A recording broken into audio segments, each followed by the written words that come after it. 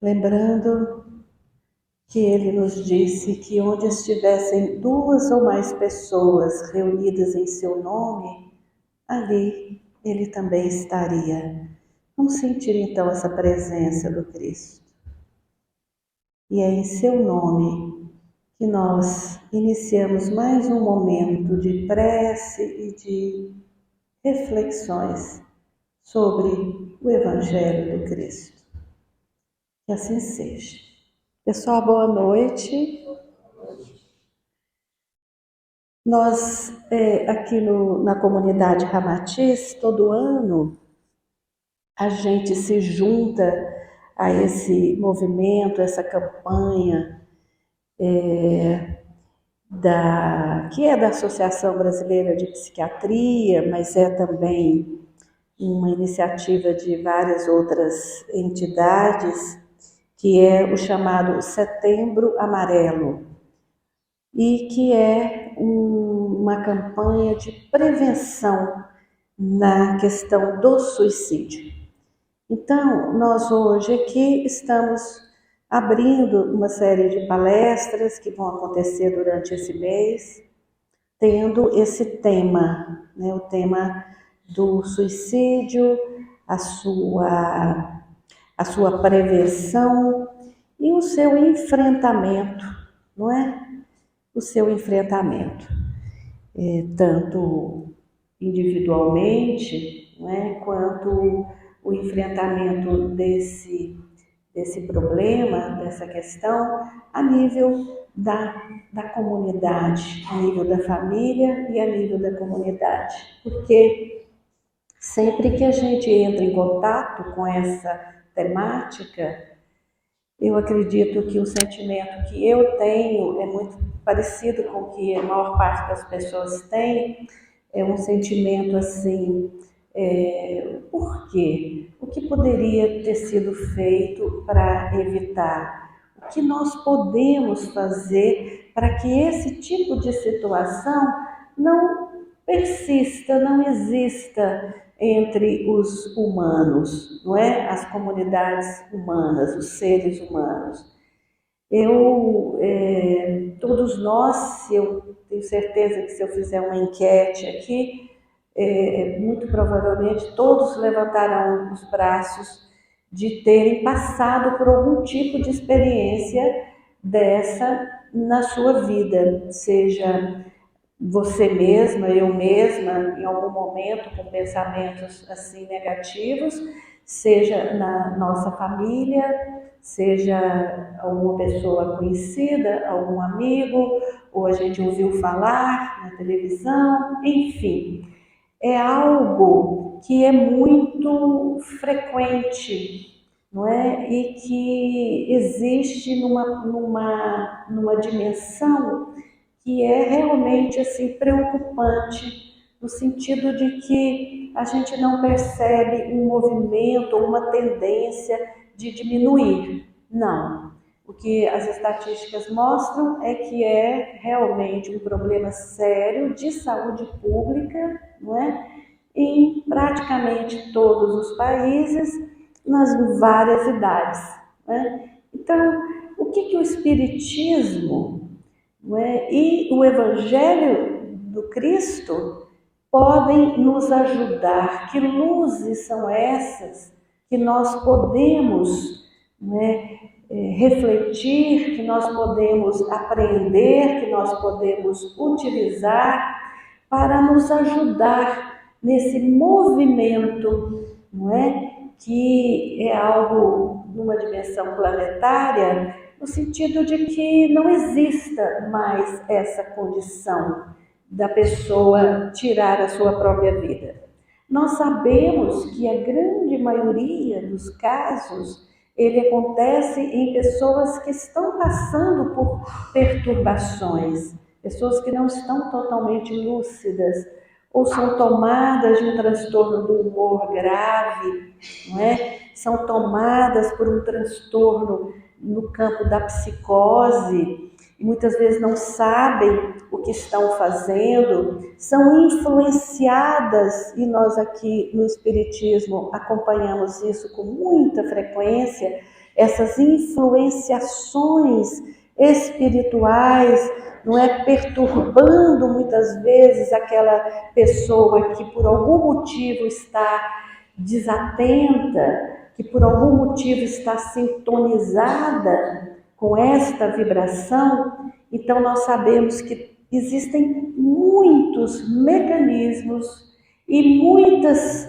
adversidades e condições que fazem com que aquela pessoa chegue a cometer este ato de tirar a sua própria vida, de desejar a própria morte, achando que com aquela morte ela vai aliviar os seus sintomas, a sua dor, não é? É claro que nós sabemos que em algumas circunstâncias, principalmente quando a gente está lidando com isso nas crianças, não é? Nós sabemos que existem vários outros fatores que estão aí influenciando. Então aqui hoje nós não vamos nos deter tanto nas estatísticas, nós não vamos nos deter tanto na visão médica, psiquiátrica do problema, tá certo? Embora todas as visões são importantes, são necessárias para que a gente possa se juntar, para que a gente possa ser um instrumento desse movimento grande de prevenção ao suicídio. Eu vou acender mais um pouquinho das luzes, sabe? Que eu acho que fica melhor assim, vocês não acham? Que assim a gente se vê, né? Nós não vamos ter PowerPoint hoje não, aqui sou eu e vocês, e espero a espiritualidade maior também nos assistindo aqui. Então, quando me pediram para dar essa palestra, eu pensei, o que eu poderia contribuir, né? O que nós poderíamos aproveitar esse momento e refletir, não é? O que seria útil, né? Então eu me lembrei, não é, de algo que, sem dúvida nenhuma, é uma qualidade, é uma condição, vamos dizer assim, que nos ajuda nos momentos mais difíceis e que sem ela nós ficamos muito perdidos, muito desorientados. E é o que nós chamamos de fé. A fé.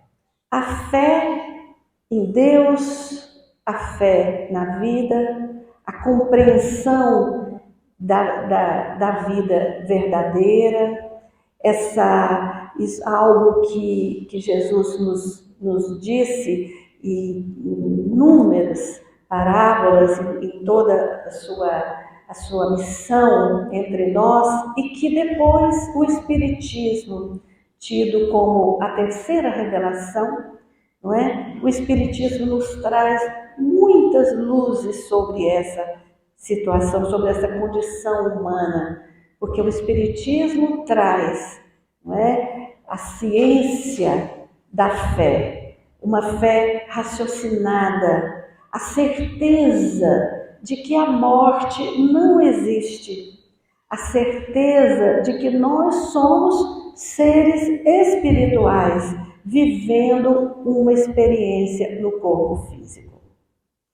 Essa certeza, através de tantas evidências, não é, que lá atrás, na época de Kardec, veio através de manifestações, de fenômenos, não é, de fenômenos magnéticos, fenômenos que impressionavam toda aquela sociedade na época, e depois toda a codificação, as mensagens dos espíritos que foram codificadas por Allan Kardec, não é? Trazendo essa comprovação de que a morte do espírito não é possível, o espírito é eterno, não é? O que morre é o corpo físico. E nós continuamos no plano espiritual sendo o que nós somos. Esse espírito que nós somos, aquilo que nós conseguimos adquirir no nosso processo evolutivo, porque uma outra verdade e um outro paradigma, vamos dizer assim, que o Espiritismo vem confirmar, é o paradigma de que nós somos seres em processo constante de crescimento e de evolução. Evolução no sentido de chegarmos de onde nós inclusive viemos, porque nós sabemos que nós somos seres de luz, que nós fomos feitos à semelhança de Deus e que essa divindade habita em nós. E nós caminhamos no nosso processo evolutivo de volta à casa do Pai, de volta à condição de espíritos de luz. Mas neste momento nós vivemos num planeta e vivemos numa comunidade, vivemos numa condição de uma situação ainda de atrasos em vários aspectos, de ainda precisando caminhar muito. Para isso nós precisamos ainda de dor e sofrimento, mas as dores e os sofrimentos podem ser enfrentados, podem ser vivenciados de uma forma muito diferente se eu, de fato, sei, estou convencido e confio de que eu sou um ser espiritual, de que a morte não existe e que aquele momento, aquela dor, aquele sofrimento, aquela privação, ela faz parte desse processo de crescimento. E não necessariamente nós vamos crescer só com a dor e o sofrimento. Também essa é uma outra boa nova. Nós podemos crescer também por muito amar, por nos colocarmos em sintonia com o bem, em sintonia com a luz, em sintonia com o amor. Isso também vai nos ajudar muito a enfrentar as adversidades, os problemas, os desequilíbrios que muitas vezes estão ali diante de nós, causados por nós mesmos, individualmente ou coletivamente. Essa é também uma outra concepção que eu vejo com muita clareza na doutrina espírita. Essa noção de que nós somos seres que estamos juntos no nosso processo evolutivo. Embora ele seja individual, embora ele tenha um aspecto que é genuíno, que é único, que é meu, mas nós não vivemos sozinhos, nós somos seres relacionais. E o nosso crescimento, ele impacta, ele reverbera ao nosso redor. E nós podemos contribuir para esse crescimento e essa evolução do outro, assim como o contrário também é verdadeiro. Como a nossa dificuldade, o nosso apego aos bens materiais, o nosso apego a valores que não são os valores mais importantes. Porque se nós somos espírito, por que nós vamos valorizar muito mais a nossa condição de matéria, corpo físico, bens materiais, do que valorizarmos e nos incluirmos nesse campo do crescimento enquanto espíritos? Então é essa condição do ser humano que, quando nós temos clareza dela, nós vamos ter mais força, mais resiliência para enfrentar as dificuldades, os problemas, as doenças, as dores. E também à medida que nós vamos crescendo, que nós vamos saindo daquela condição de seres imaturos, quando é que a gente percebe que a gente está manifestando um aspecto imaturo nosso? quando nós nos apegamos àquelas estruturas que são mais do nosso ego, quando nós temos tanta dificuldade de perdoar, quando nós achamos que o mundo gira em torno de nós, que nós somos donos da verdade, quando nós nos deixamos adoecer por sentimentos e sensações como, por exemplo, a raiva, o ódio, a vingança, a inveja, não é verdade? São qualidades do nosso eu inferior que precisam ser vistas. É importante que a gente reconheça essas qualidades, porque se nós as escondemos debaixo do nosso tapete, do nosso comportamento, da nossa psique, nós não vamos ter oportunidade de transformá-las. Então nós precisamos identificar. Olha só, apesar de palestrante espírita, médica, etc., eu me vejo às vezes tomada de um sentimento tão imaturo, tão destruidor, não é? E isso que é da nossa essência nos pega às vezes de supetão.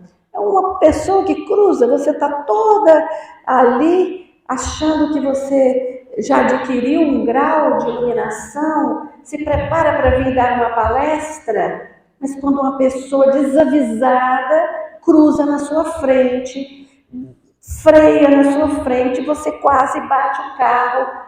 Num segundo, você vai lá para a sua sombra e para o seu eu inferior. Você esquece que você estava se preparando para dar a palestra, se preparando para ir para o trabalho mediúnico, porque nós ainda somos muito prisioneiros deste aspecto imaturo do nosso ser. Mas nós não precisamos permanecer dessa forma, porque à medida que nós recebemos todas essas informações, vejam a responsabilidade que eu tenho quando eu sei, por provas incontestes, que a morte não existe e que a lei da reencarnação é uma lei evolutiva que serve para todos. E que às vezes aquele meu desafeto, que eu tenho tanta dificuldade de me harmonizar com ele, foi alguém que eu feri numa vida passada, que eu prejudiquei numa vida passada. E que agora me foi dada a oportunidade de resolver, de concluir essa questão. Porque nós todos estamos submetidos a uma lei da natureza. É uma lei que diz que tudo transforma, tudo evolui e que nós caminhamos para a luz e para o amor. Tudo que nos acontece é um grande movimento para que nós possamos chegar nesta condição luminosa, de seres de luz, de uma comunidade que em algum momento, em algum dia, vai ser realmente uma comunidade de espíritos evoluídos. Certamente, num estágio desse, nós não vamos assistir e ver tanta dor, tanto sofrimento, tanta desigualdade social. Essas desigualdades, essa dor e esse sofrimento é um modelo do nosso atraso moral, nosso atraso espiritual.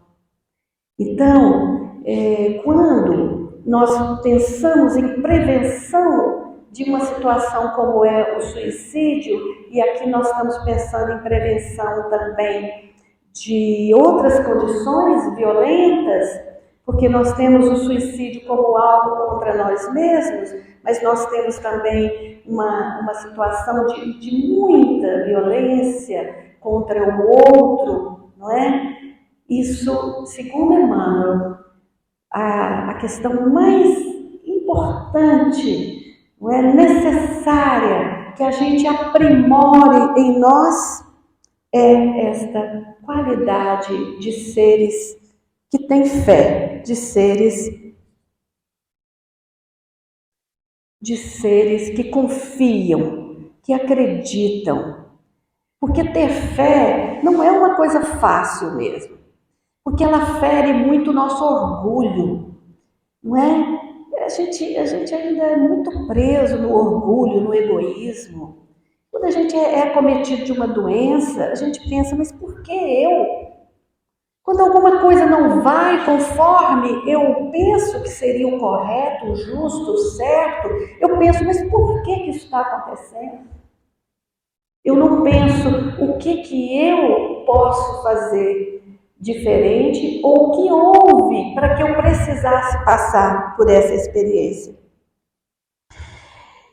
No livro de Emmanuel, num desses livros maravilhosos de mensagens de Emmanuel na psicografia de Francisco Cândido Xavier, é uma lição que diz sobre a fé.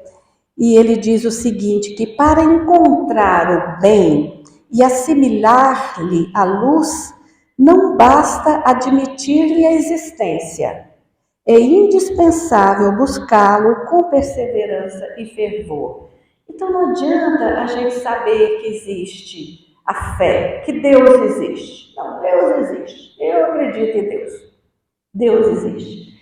Mas se Deus existe e Deus é amor, não é? Se Deus é o criador de tudo, então, por que eu, que sou filho, filha desse Deus, me coloco tão em contraposição às leis divinas, às leis naturais?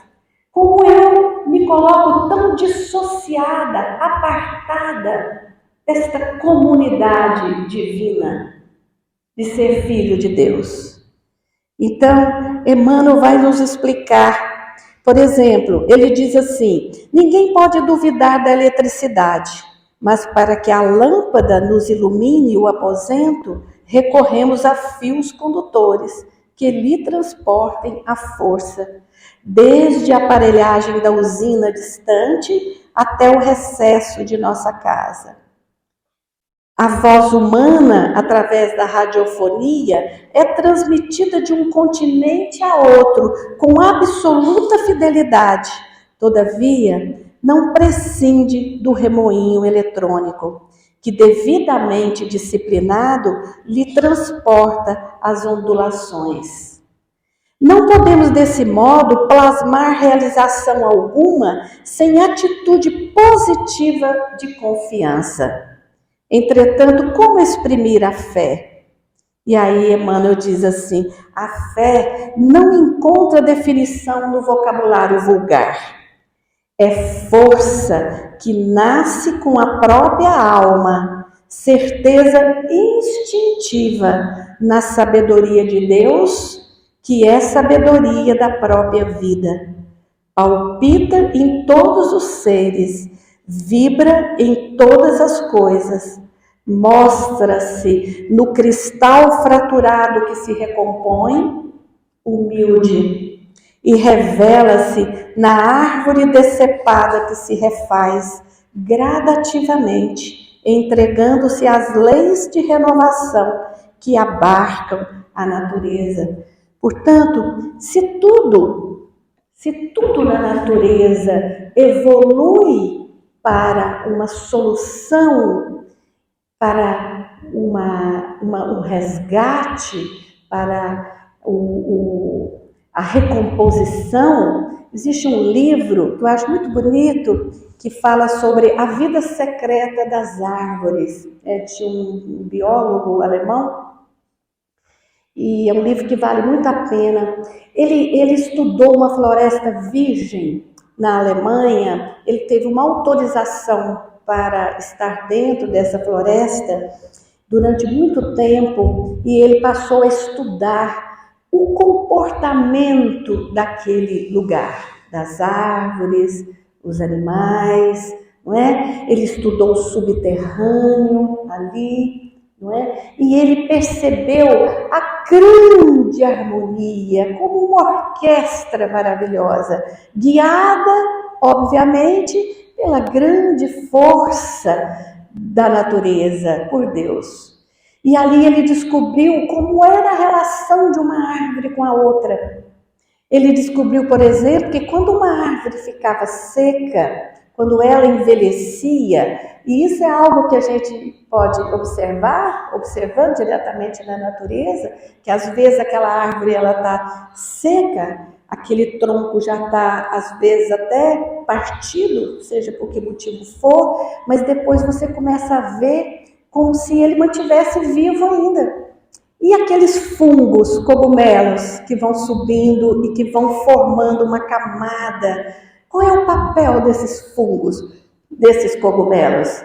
Esse biólogo estudou e descobriu que estes cogumelos têm um papel como uma grande web, uma rede de comunicação. Eles levam a informação de alguma árvore, algum lugar daquela mata está precisando de mais oxigênio, está precisando de mais carbono, e aí há todo um movimento para que aquela região, aquela árvore receba os nutrientes que lhe estão faltando.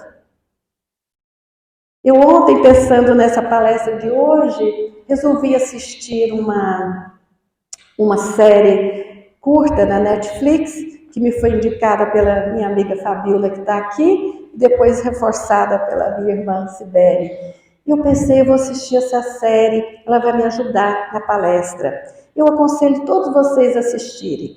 Ela chama assim, Como Viver Até 100 Anos. Não é isso? Uma coisa assim, Fabiola? Como Viver Até 100 Anos. O segredo das chamadas zonas azuis. Quem de vocês já assistiu essa série? Levanta a mão para eu saber. Ela acabou de ser lançada. Pouca gente assistiu. Vale a pena.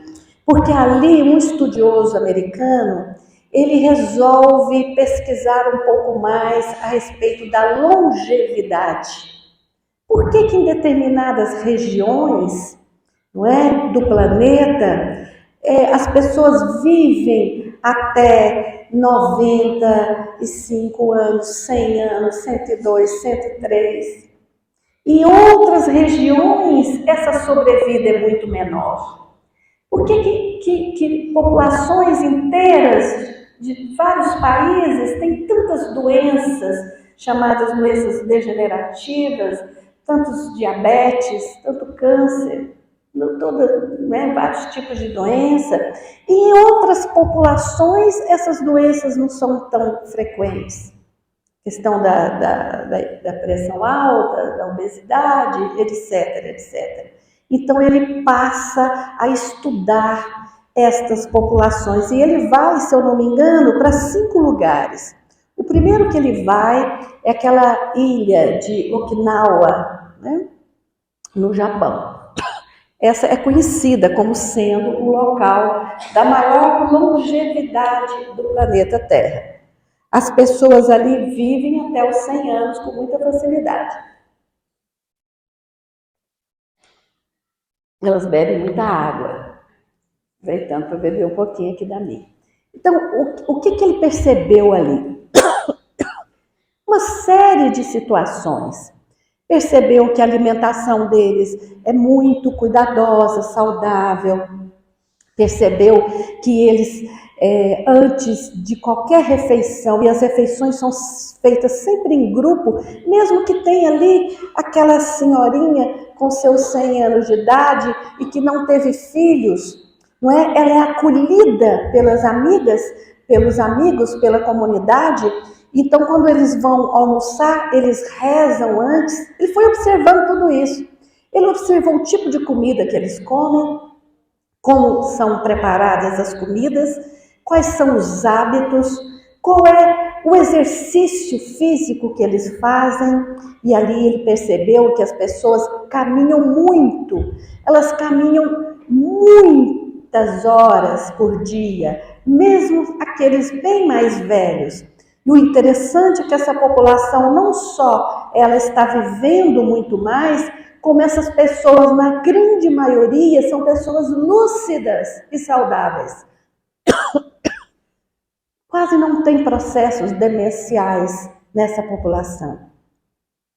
Então ele estuda sobre essa população e ele tenta levantar algumas hipóteses que fazem com que esta população, neste local, tenha uma longevidade tão diferente de outros lugares. Depois ele vai para uma ilha, no litoral, na Itália, na ilha de Sardenha, que eu digo para vocês é um lugar paradisíaco, maravilhoso. Ele vai na Sardenha, mas não na ilha toda. Ele vai naquela comunidade onde onde tem esse resultado maior. E ele percebe a forma como eles lidam com a vida, com a alimentação, com o trabalho, na relação da comunidade, as festividades, a troca, a relação respeitosa com os mais velhos. Isso se repete também nessa região. O tipo de comida é um pouco diferente daquele lá do Japão, mas tem muitas questões similares. As comidas mais orgânicas, produzidas ali por eles mesmos, muitas verduras, muitos legumes, não é? Não existe refrigerante fast food, né? Absolutamente não existe isso nesses lugares. Depois ele vai para um outro lugar, que é ali entre Grécia e Turquia. E também ali existe uma longevidade, e também ali existem esses fatores, a coletividade, a alegria de viver, os exercícios físicos feitos coletivamente, as caminhadas, aquelas pessoas, aqueles homens trabalhando ali como pastores com as ovelhas, já bem idosos, mas ainda trabalham, não é? Depois ele vai para um local nos Estados Unidos, e é uma região nos Estados Unidos que é considerada uma comunidade muito longeva, e ele foi estudar essa comunidade, e é uma comunidade que quase 100% dos habitantes daquele lugar são de origem de uma igreja, a igreja adventista. Nós sabemos que a igreja adventista é uma das comunidades precursoras no planeta da alimentação vegetariana, né? Não sei se vocês sabem disso, mas aqui no Brasil, você vê onde tem igrejas adventistas, é comum que eles tenham ali um entreposto de comidas saudáveis, de grãos e tudo mais. Isso foi trazido pela fundadora desta igreja. E ali aquela população, além dos exercícios físicos, além de rezarem juntos, não é? Eles têm todo um cuidado com a alimentação. Então, afinal, esse estudioso, ele chega à conclusão de que nós precisamos rever os nossos hábitos de vida, a nossa alimentação. Nós temos que ter equilíbrio, nós temos que ter amizade, harmonia entre nós. Eu gosto desse nome daqui, da nossa comunidade. Dizem que foi uma orientação espiritual e que veio, eu estava presente nessa reunião, dizem que veio inclusive através de mim, eu acho que foi mesmo, eu senti bem forte, a gente ia chamar centro espírita, ia chamar não sei o que, aí me veio assim, comunidade, e nós então demos o nome de Comunidade Espírita Ramatiz. É claro que nós ainda não somos, não é uma comunidade de fato, mas temos isso como uma meta. Quando nós temos, por exemplo, um norte aqui, uma missão dessa comunidade, que foi sintetizada por essa atual e última diretoria, que é esse lema de toda dor importa. Isso dá uma noção de comunidade, quando ouvi isso, eu senti que tocou meu coração. Eu acho que é um propósito que faz parte do que a espiritualidade espera de nós. Toda dor importa. Todos que estão passando por uma situação de dor e sofrimento podem ser acolhidos nesta comunidade. E no momento que nós somos acolhidos nessa comunidade através da dor, muitas vezes, quantos de nós não saem daqui totalmente transformados? Quantos de nós não sentem a vontade de retribuir contribuindo com a comunidade? Seja numa doação, seja participando da sopa, seja quando muitos de vocês que eu reconheço aqui, já fizeram tratamento conosco, e quando termina o tratamento, eles dizem, e agora? Não é, Jeane? Estão vendo, Jeane? E agora? Porque eu quero fazer algo. O que eu vou fazer? E aí nós indicamos o curso, tem um curso de iniciação ao Espiritismo, que é uma etapa necessária se a pessoa é um médium e quer se desenvolver no trabalho mediúnico, ele tem que fazer primeiro esse curso, mas não qualquer pessoa pode fazer esse curso, né? Durante um ano. Nós estudamos uma vez por semana a doutrina básica do Espiritismo, os livros básicos, e é muito bom. Acontece toda segunda-feira no auditóriozinho aqui do lado. Mas existem outras formas de eu contribuir com a comunidade. E muitos vão fazer o curso de cuidadores da alma, que é um trabalho intuído pelo nosso irmão Sérgio Vêncio há muito tempo atrás. Uma intuição muito clara que nós deveríamos formar pessoas, e nós temos aqui hoje centenas de trabalhadores que aprenderam a como serem instrumentos de ajuda, seja através do reiki, seja através do magnetismo, da cromoterapia, não é? Então, isso é uma comunidade, não é? É uma forma da gente conviver de forma mais comum e mais harmônica. E eu penso que num trabalho desse, numa conexão dessa coletiva, nós vamos ter muito mais força para enfrentar momentos em que a vida nos checa, nos confronta com a nossa fé. Momentos de dor, de sofrimento, de fraqueza. Naquele momento, se eu estou numa comunidade, eu posso me fortalecer. A primeira comunidade nossa é a nossa família. Como estão as nossas famílias? Será que as crianças de hoje, nas famílias, elas estão tendo essa experiência de viver um coletivo? Será que nós, como pais, pai, mãe, nós estamos realmente cumprindo com o nosso papel e estamos, enquanto adultos naquela casa, criando ali uma harmonia, um sistema harmônico, onde a criança, que é um espírito antigo, que às vezes desde criança já traz memórias de vidas passadas, onde ela, por exemplo, cometeu suicídio. É muito comum que esse pensamento recorrente aconteça. Nós encarnamos novamente e a lembrança dessa vida passada está nos atormentando algumas vezes. E qual é o papel dos pais naquele momento? Escutar aquela criança, perceber aquela criança.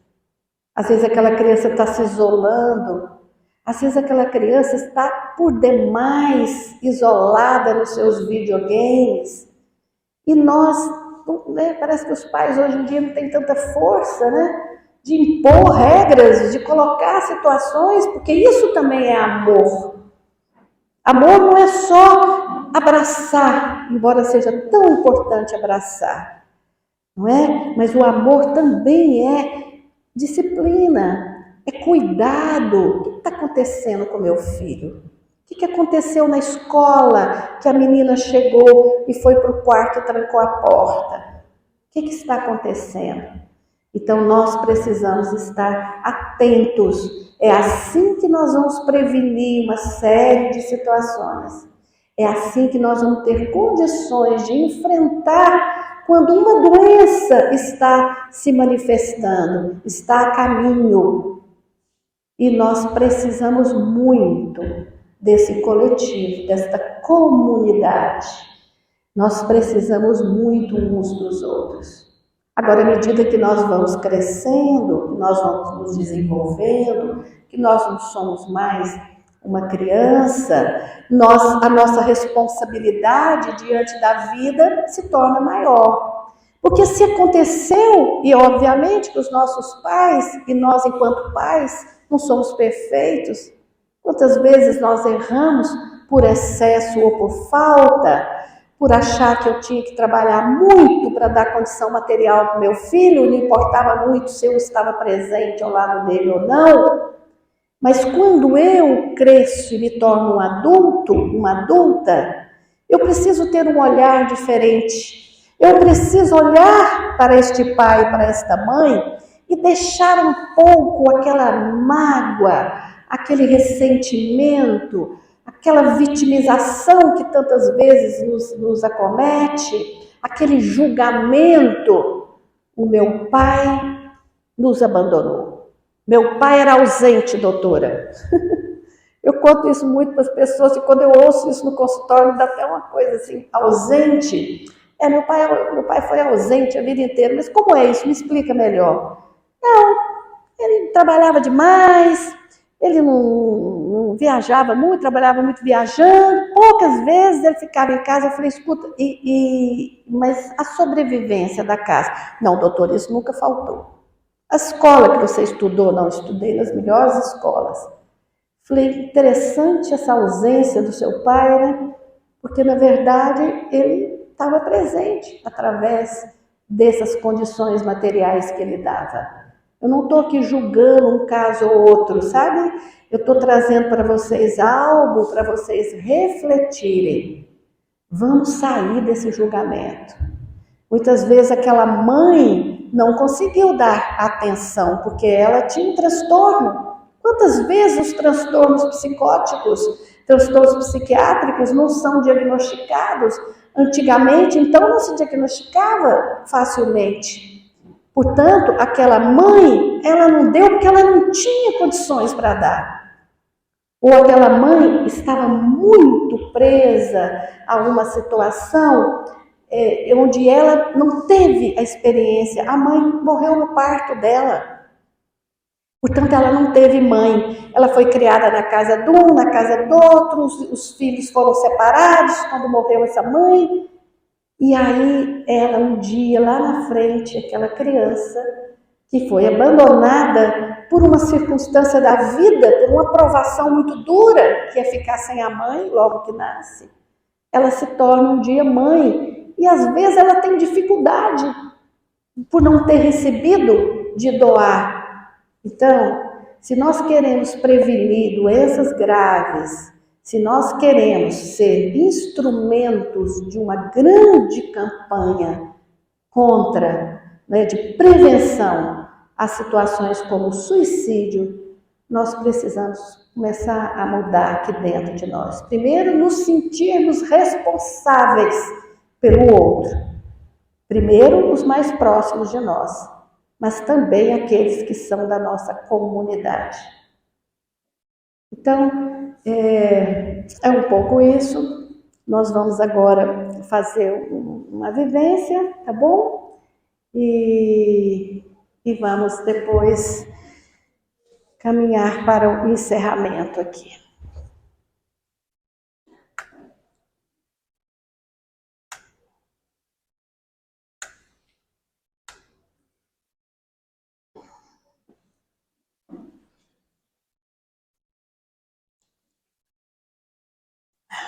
Vamos respirar um pouquinho. Talvez algumas das questões levantadas tocaram mais a um do que a outro, trazendo memórias, lembranças.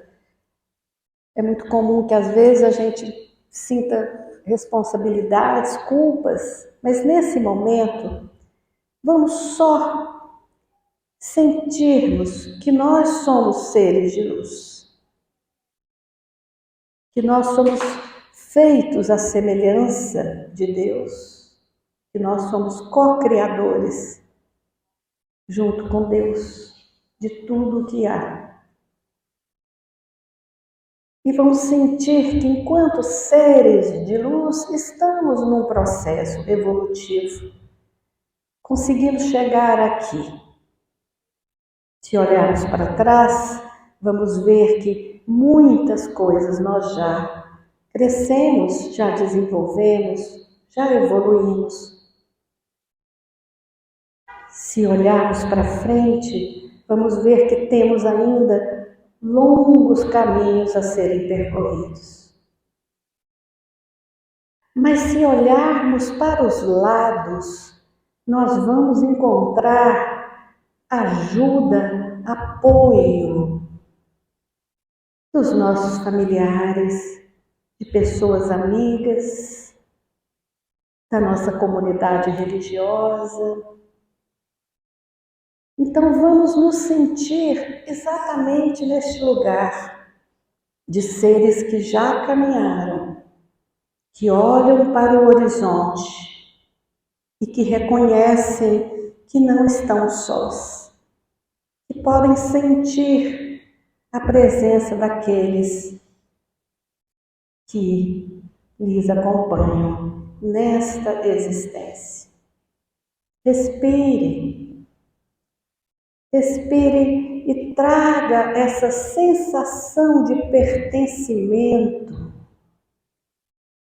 para dentro de você. Se sinta pertencendo à sua família do jeito que ela é. É a família certa para você. Se sinta pertencendo a esse momento da vida humana. É o momento que você está vivendo e que você pediu para viver. Se sinta pertencendo à grande humanidade, uma humanidade que às vezes nós não nos identificamos com alguns comportamentos, mas que fazem parte desta nossa mesma humanidade. Vamos sentir que no momento em que nós vibramos na nossa alma divina, na nossa conexão com o alto, nós criamos um campo de vibração positiva, de amor, de compromissos, de fé, de confiança. Confiança em algo maior. E essa onda vibratória que nós ajudamos a construir e sustentar, ela pode reverberar por todos os lugares, por todo o planeta, por todos os reinos. Vamos sentir esse nosso pertencimento ao reino da natureza, de onde nós viemos, os cristais, os minerais, as árvores, os animais. E vamos sentir que, fazendo parte dessa grande comunidade, nós podemos dizer: está tudo bem. Eu pertenço e você também. Eu vejo você. Eu vejo você, meu filho, minha filha, marido, mulher, ex-marido, ex-mulher, meu pai, minha mãe, meus avós, os que me criaram e aqueles que me tiveram naturalmente. Eu vejo você.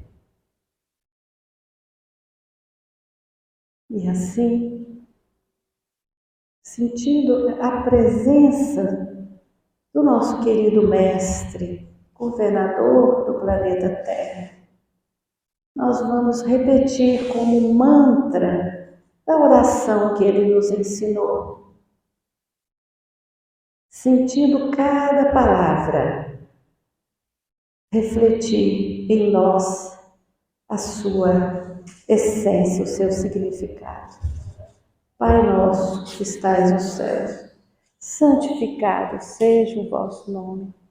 Venha a nós o vosso reino e seja feita a vossa vontade, assim na terra como no céu. O pão nosso de cada dia nos dai hoje, perdoai as nossas ofensas, assim como nós perdoamos a quem nos tem ofendido. E não nos deixeis cair na mínima tentação, mas livrai-nos de todo o mal. Pedir para os médiuns, os trabalhadores da casa, que se levantem num passe coletivo. E ao receber este passe, essa vibração de fluidos magnéticos, que cada um de nós possa, nesse momento, ser um canal, um vaso de recebimento desta bênção, dessa energia, desse magnetismo transmitido através dos médiuns. Sentir que nós recebemos essa doação de amor, de luz, de cura para aquilo que nós estamos precisando.